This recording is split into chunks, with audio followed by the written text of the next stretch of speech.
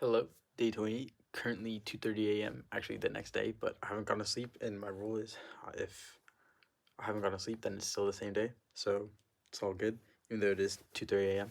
I didn't record today, but I did want to have something to show and be able to post tomorrow, so I wanted to talk about the anterior mid-cingulate cortex, which is a brain region which has been linked recently to the function of willpower, and I want to describe what I've learned and how maybe you can better understand this so that you can apply it to your life.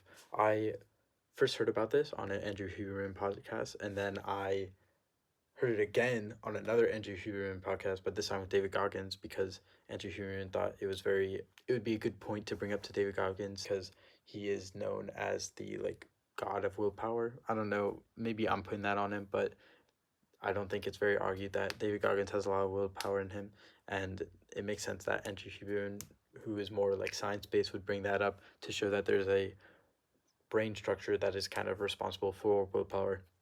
And then working on this in my psychology class last semester, I actually wrote a paper on the anterior mid-cingulate cortex and the function that it has with motor control and calculating rewards and expected value. And then on willpower itself, because I just thought it was really interesting and I wanted to learn more about it.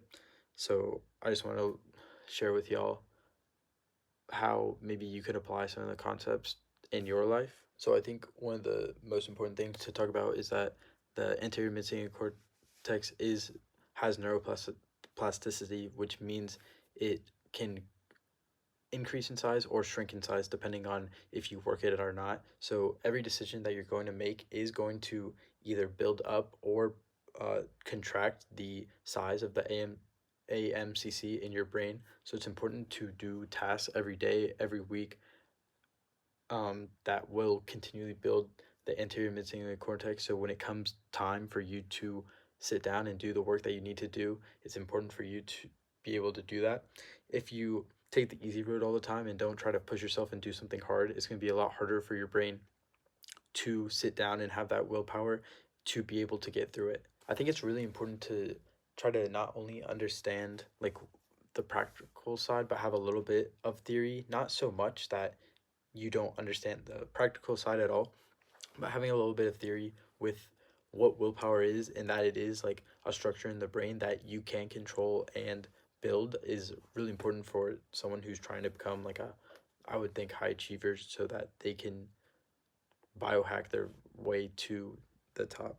I think the main thing I want to say about it is that it's just important to continually do things that will push you to build your aMCC or willpower so that every day you're doing actions, you're doing tasks that are going to help you become like a stronger version of yourself.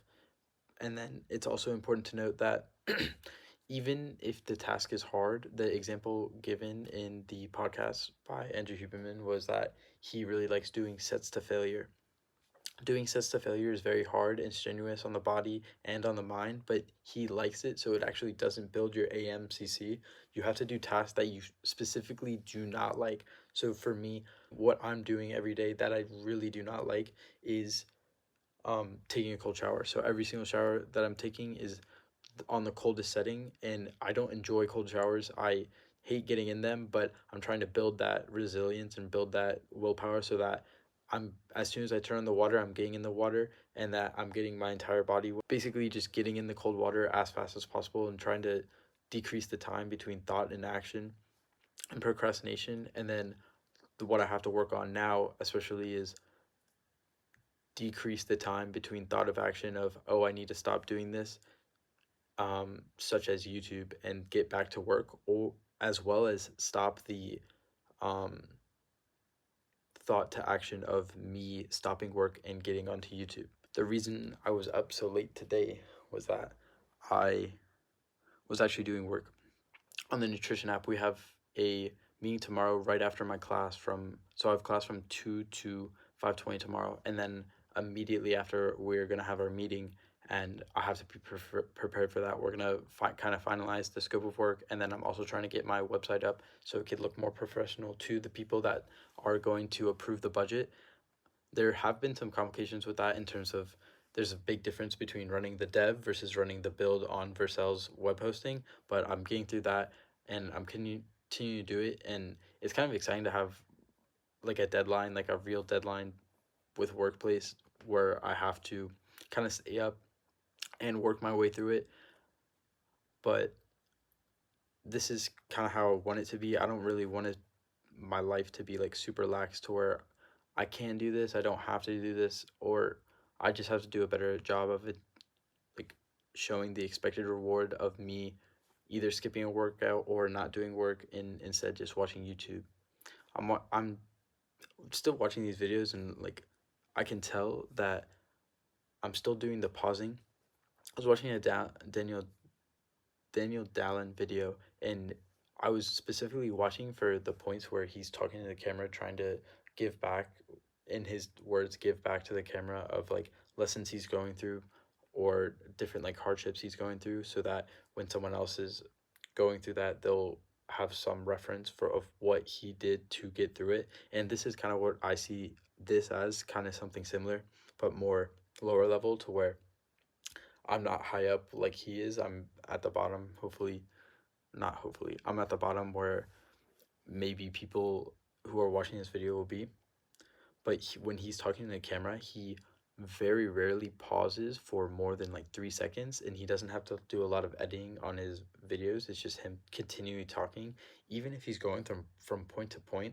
That's where I would like to be at some point. I think it will take maybe 900 videos to the point to where I can just not even ramble on, but just be able to coherently have my thoughts from point to point and not have to make a bunch of cuts, not have to make a bunch of edits, and still get a lot of value to you, and then also make it like entertaining, like my tone in my voice. I am like whispering a little bit because it's a little bit late and I don't want to like disturb my roommates, but that's all I have for today. Day 28 done.